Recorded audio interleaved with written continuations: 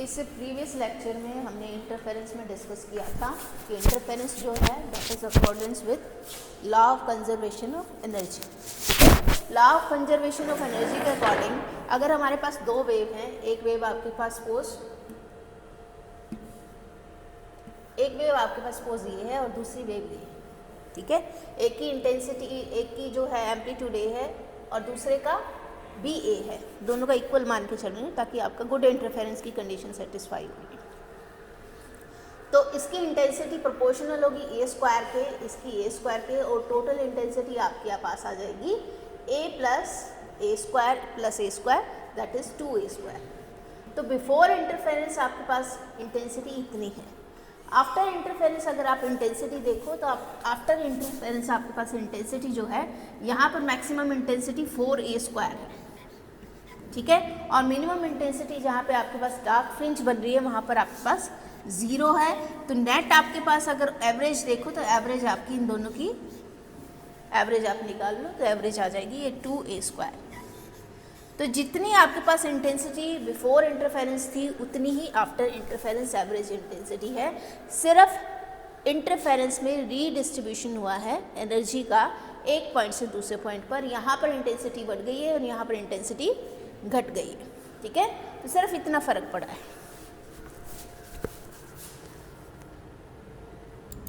अब है fringe width. Fringe width क्या है? Separation between two successive bright fringe या टू सक्सेसिव डार्क फ्रिंज जो है दैट इज फ्रिंज विड्थ, और फ्रिंज विड्थ को हम लिखते हैं बीटा से। अब इसमें एक क्वेश्चन आता है कि फ्रिंज विड्थ का एक्सप्रेशन निकालो। तो अब नेक्स्ट जो आर्टिकल है दैट इज फ्रिंज विड्थ का किस तरह से हम एक्सप्रेशन निकालेंगे वो, ठीक है। तो ये हमारे पास डायग्राम है। एस एक सोर्स है, मोनोक्रोमेटिक लाइट का सोर्स, ठीक है।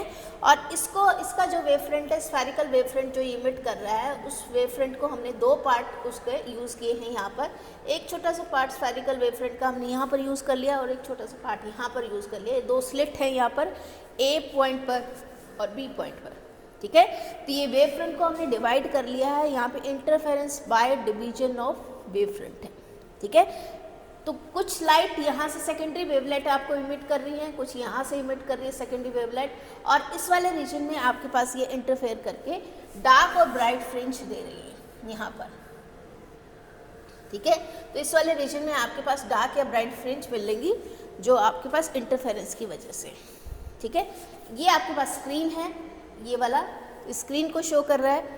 पॉइंट सी जो है यहाँ पर आपके पास सेंट्रल मैक्सिमा मिलेगा, क्योंकि इस पॉइंट का डिस्टेंस ए पॉइंट से और बी पॉइंट से इक्वी डिस्टेंस है ये दोनों। तो ये आपके पास सेंट्रल मैक्सिमा आपको मिलेगा।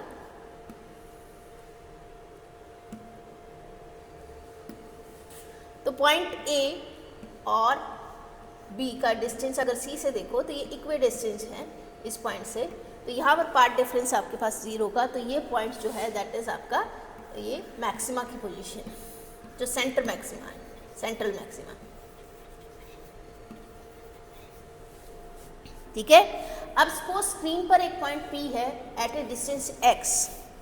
ये पॉइंट P मैक्सिमा भी हो सकता है, मिनिमा भी हो सकता है, डिपेंडिंग अपॉन कंडीशन कि आपके पास पार्ट डिफरेंस जो यहाँ से A से P तक पहुँच रही है और B से P तक पहुँच रही है, यहाँ इन दोनों लाइट्स के बीच में पार्ट डिफरेंस क्या है, ठीक है। तो पार्ट डिफरेंस अगर n लैम्डा है तो आपके पास यहाँ पे ब्राइट फ्रिंज बनेगी, और ओड मल्टीपल ऑफ λ/2 है तो आपके पास डार्क फ्रिंज बनेगी, ठीक है। तो हम इस आर्टिकल में हम क्या कर रहे हैं, फ्रिंज विड्थ निकाल रहे हैं। मतलब x को हम nth फ्रिंज के लिए लिखेंगे और x को हम n+1th फ्रिंज के लिए लिखेंगे, और दोनों का डिफरेंस हम निकाल के फ्रिंज विड्थ निकालेंगे, ठीक है। तो इस डायग्राम में अगर हम देखें तो हमारे पास जो वैल्यूज़ हैं, लैम्डा हम देखें, लैम्डा हमारे पास मोनोक्रोमेटिक लाइट की जो सोर्स है उसकी वेवलेंथ है, ठीक है। एस सोर्स है आपके पास मोनोक्रोमेटिक लाइट का। ए और बी हमने दो पिन होल अरेंजमेंट की हैं जिससे हमें दो कोहेरेंट सोर्सेज मिल जाते हैं इक्वी डिस्टेंस फ्रॉम एस, ठीक है। डी, कैपिटल डी और स्मॉल डी एक ये रह गए। कैपिटल डी है separation of screen from monochromatic source, ये आपके पास डी है। और स्मॉल डी ये जो सेपरेशन मैंने लिखा है ए और बी के बीच में, ये आपके पास स्मॉल डी है, ठीक है। इस डायग्राम में क्लियर। अब हम क्या निकालेंगे, हम x को in terms of path difference put करेंगे और पार्ट डिफरेंस अगर हम उसको पुट कर रहे हैं और कंडीशन लगा रहे हैं मैक्सिमा या मिनिमा की, फिर वहाँ से हम फ्रिंज विड्थ निकालेंगे। ठीक है, तो एक हमारे पास ये ट्राइंगल बन रहा है, ये वाला, ठीक है। और इसमें अगर हम देखें तो ये वाली जो लेंथ है, ये वाली, ये आपके पास बनेगी सेंट्रल मैक्सिमम से डिस्टेंस आपके पास x, ये डिस्टेंस आपका d/2, तो टोटल डिस्टेंस आपके पास ये x माइनस d/2 हो गया। ये वाली लेंथ जो है ये होगी x माइनस d/2। इसी तरह से अगर हम देखें इस वाले ट्रायंगल में, अगर हम देखें तो ये वाला ट्रायंगल अगर हम देख रहे हैं तो इसमें P से लेके R तक का डिस्टेंस है, वो आपके पास आएगा P से R तक का distance, that is x plus d/2।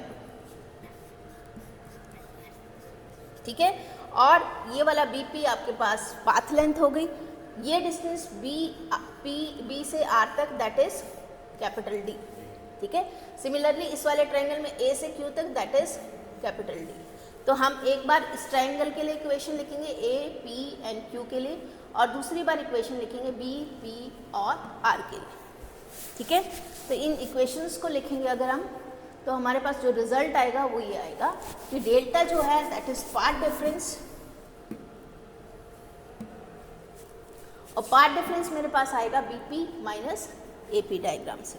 ठीक है, A से P तक पॉइंट तक जो रीच कर रही है आपकी लाइट वो पाथ लेंथ, और दूसरी B से P तक पहुंच रही है वो पाथ लेंथ, दोनों का डिफरेंस आपके पास पाथ डिफरेंस आ जाता है। ओके, अब आपके पास PQ मैंने बताया था that is x plus d/2 और PR x प्लस d/2। ठीक है, ये वैल्यूज जो है अब इसको यूज़ करेंगे ट्रायंगल PRB में। PRB में PB अगर हम ये निकालें, ये वाली लेंथ जो है that is PR square plus BR square. ठीक है, और ये बन जाएगा x plus d/2 whole square plus d square. ठीक है, सिमिलरली जो दूसरे वाला ट्रायंगल है A P और Q, ठीक है, इसमें हम लिख सकते हैं AP square equals to PQ square plus AQ square, और ये बन जाएगा x minus d/2 square plus d square. अब हमारे पास दो वैल्यूज़ ये पाथ लेंथ की आ गई है, पाथ लेंथ की स्क्वायर, तो आप इन दोनों को सब्ट्रैक्ट कर लेते हैं इक्वेशंस को, तो BP square minus AP square, अगर ये इक्वेशन हम यहाँ पे वैल्यूज सब्स्टिट्यूट करें इन टर्म्स ऑफ x तो हमारे पास ये वैल्यूज आएगी। ठीक है, इनको ओपन कर लेते हैं इस इक्वेशन को और इस इक्वेशन को, तो यहाँ पर फर्स्ट में d square plus x square plus d/2 whole square, तो इनसे ये टर्म आ जाएंगी फर्स्ट थ्री। सिमिलरली यहाँ से जो है ये सेम टर्म आ रही हैं d स्क्वायर सेकेंड टर्म से plus x square plus d/2 whole square, तो ये टर्म आपस में कैंसिल आउट हो रहे हैं। बची सिर्फ आपके पास यहाँ पर xd, ठीक है, क्योंकि ये 2 टाइम्स x टाइम्स d/2, तो ये xd दे रहा है और दूसरी टर्म भी xd दे रहा है, तो ये आपके पास पार्ट डिफरेंस के स्क्वायर्स का डिफरेंस जो है, पाथ लेंथ के स्क्वायर्स का डिफरेंस दैट इज 2xd। ठीक है, तो अब इससे हम क्या करते हैं, आप फॉर्मूला यूज़ कर लेते हैं x square minus y square वाला, कि x square minus y square that is equals to x plus y into x minus y. ठीक है, और यहाँ से क्या होगा, BP square minus AP square equals to 2xd आ गया। अब हम इसको ये वाला फॉर्मूला जब हम यूज़ करेंगे तो ये आएगा BP minus AP multiplied by BP plus AP equals to 2xd। अब हम यहाँ पे अप्रोक्सीमेशन लगा सकते हैं कि अगर हम उस डायग्राम में देखें तो ये लेंथ जो है आपके पास A से लेके P तक की जो लेंथ है that is almost equals to A to Q, क्योंकि आपके पास ये जो है D काफ़ी कम है, जो आपने स्क्रीन रखा है वो बहुत ज़्यादा डिस्टेंस पे रखा है, बहुत ज़्यादा दूर रखोगे जब आप स्क्रीन को तो ये ऑलमोस्ट आपके पास ये दोनों लेंथ इक्वल होंगी। ठीक है, इसी तरह से इस ट्रायंगल में BP that is almost equals to PR, तो ये वैल्यूज़ हम जहाँ भी एडिशन हो रहा है उसको अप्रोक्सीमेशन लगा सकते हैं कि अप्रोक्सीमेटली आपके पास ये वैल्यू जो है that is equals to D plus ये value equals to almost equals to D। जहाँ पे सम है वहीं अप्रोक्सीमेशन हम इस तरह की लगा सकते हैं, डिफरेंस पे नहीं लगाना, अदरवाइज रिजल्ट बहुत ज़्यादा डिफर कर जाता है एक्चुअल रिजल्ट से। ये थोड़ा सा डिफरेंस भी बहुत काउंट कर रहा है, अगर आप यहाँ पे अप्रोक्सीमेशन लगा दोगे तो ये आपका ज़ीरो वैल्यू आ जाएगी। ठीक है। तो यहाँ अप्रोक्सीमेशन नहीं लगाना, मल्टीप्लिकेशन में लगा सकते हैं इस टाइप की अप्रोक्सीमेशन, या फिर आप इस टाइप की अप्रोक्सीमेशन जहाँ पर आपका सम है वहाँ लगा सकते हो, ठीक है। तो ये ऑलमोस्ट आपका दोनों टर्म्स डी के इक्वल है। तो यहाँ से आपके पास अगर आप निकालो तो path difference that is equals to path difference multiplied by 2d equals to 2xt, और पाथ डिफरेंस आपके पास that is 2xt divide by 2d, ठीक है। तो ये आपके पास पाथ डिफरेंस आ गया xd, x जो आपके सेंट्रल मैक्सिमा से जिस पॉइंट पर आप कंसीडर कर रहे हो मैक्सिमा मिनिमा उसका distance, okay. d distance between slit, और कैपिटल D आपके पास दैट इज स्क्रीन का डिस्टेंस फ्रॉम कोहेरेंट सोर्सेज, ठीक है।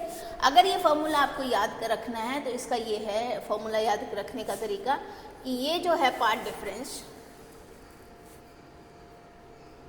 चलो इसको बाद में, पाथ डिफरेंस आपके पास xt डिवाइड बाई d, या फेज डिफरेंस अगर आपको निकालना है तो मल्टीप्लाई करोगे 2 pi over delta multiplied by path difference, ठीक है। अब हमारा एम क्या था, हमारा एम था कि हमें फ्रिंज विड्थ निकालनी थी, तो इस फॉर्मूले को यूज़ करके हम फ्रिंज विड्थ निकालेंगे जो हमें पाथ डिफरेंस के लिए निकालना। तो इसको एक बार हम राइट फ्रिंज के लिए लिख लेते हैं फॉर्मूले को। पाथ डिफरेंस हमारा अगर nth फ्रिंज है तो हम लिख सकते हैं x nth multiplied by small d divide by capital D equals to n lambda, ठीक है। और यहाँ से मेरे पास निकलेगा nth फ्रिंज का डिस्टेंस जो है that is equals to n lambda multiplied by capital D divide by small d, ठीक है। और यही फॉर्मूला मैं n+1th फ्रिंज के लिए लिख लूँ और दोनों का डिफरेंस मैं निकाल लूँ तो अब मेरे पास डिफरेंस से आ जाएगा fringe width equals to lambda times capital D divide by small d। इसको याद रखने का तरीका है कि बीटा आपके पास फ्रिंज विड्थ है वो इस डायरेक्शन में वर्टिकल डायरेक्शन में है, d आपके पास अगेन वर्टिकल डायरेक्शन में था स्लिट के बीच में डिस्टेंस, ठीक है। और अगर आप कैपिटल D देखो तो हॉरिजॉन्टल डायरेक्शन में है और लैम्डा भी हॉरिजॉन्टल डायरेक्शन में है। तो ये वर्टिकल डायरेक्शन वाले कंपोनेंट्स को मल्टीप्लाई करके याद रखने का तरीका है सिर्फ अगर इनको मल्टीप्लाई करो आपस में तो ये हॉरिजॉन्टल डायरेक्शन में जो है वैल्यूज़ उनकी मल्टीप्लिकेशन के इक्वल है, ठीक है, ओके। तो ये फ्रिंज विड्थ आप राइट फ्रिंज के लिए निकाल लिया मैंने। और यहाँ से हमने देखा कि फ्रिंज विड्थ जो है that is independent of n. तो जितनी भी आपकी फ्रिंजेस बनेंगी वो इक्वल विड्थ की बनेंगी और उनकी वैल्यू डिपेंड करेगी कैपिटल D और स्मॉल d। और ये हमने शुरू में एनिमेशन देखी थी इंटरफेरेंस की, वहाँ भी देखा था कि हम कैपिटल D बढ़ा रहे थे तो हमारे पास बीटा बढ़ रहा था, फ्रिंज विड्थ बढ़ रही थी, और अगर स्मॉल d बढ़ा रहे थे तो फ्रिंज विड्थ डिक्रीज हो रही थी। ये सेम रिजल्ट आपका यहाँ से शो हो रहा है। सिमिलरली मैं डार्क फ्रिंज के लिए इसको लिख सकती हूँ कि डार्क फ्रिंज के लिए पाथ लेंथ जो है path difference that is equals to odd multiple of lambda by 2। फिर इसको मैं क्या करूँगी कि इस एक्सप्रेशन को इन टर्म्स ऑफ जो मैंने पाथ डिफरेंस के लिए एक्सप्रेशन निकाला था उसके लिए लिख लेती हूँ। अब की बार ये xn है जो that shows nth dark fringe, क्योंकि मैंने डार्क फ्रिंज के लिए एक्सप्रेशन लिखा है, ठीक है। तो nth के लिए लिखूँ मैं डार्क फ्रिंज के लिए, n+1th डार्क फ्रिंज के लिए लिखूँ, दोनों का डिफरेंस निकालूँ और वहाँ से फ्रिंज विड्थ में निकालती हूँ। तो फ्रिंज विड्थ की वैल्यू उतनी ही आती है जितनी कि आपके पास ब्राइट फ्रिंज की निकली थी, ठीक है। तो ब्राइट फ्रिंज और डार्क फ्रिंज दोनों इक्वल विड्थ की हैं, okay, and independent of n है। तो मीन्स सारी की सारी फ्रिंज विड्थ इक्वल होंगी और विड्थ की सबकी बराबर होगी, ओके। तो ये आर्टिकल आपका फ्रिंज विड्थ पे था। अब अगर हम प्रीवियस ईयर के क्वेश्चन पेपर पे ध्यान दें तो अभी तक जो हमने पढ़ा इंटरफेरेंस में उसके ऊपर जो क्वेश्चंस आए हैं वो अगर हम देखें तो आपके पास एक क्वेश्चन आया हुआ है इंटरफेरेंस के ऊपर। इंटरफेरेंस क्या है और ये शो करो कि this is accordance with conservation of energy, ठीक है, क्लियर। ये चीज़ें हम डिस्कस कर चुके हैं। Good interference and sustain interference ये भी हम डिस्कस कर चुके हैं कि इसकी कंडीशंस क्या हैं, कोहेरेंट सोर्सेज होने चाहिए, ठीक है, और ब्राइट सोर्स होना चाहिए, नैरो होना चाहिए, तो ये और इक्वल जो है एम्पलीट्यूड होने चाहिए दोनों सोर्सेज के। तो गुड इंटरफेरेंस के लिए सारी कंडीशन हमने डिस्कस की थी।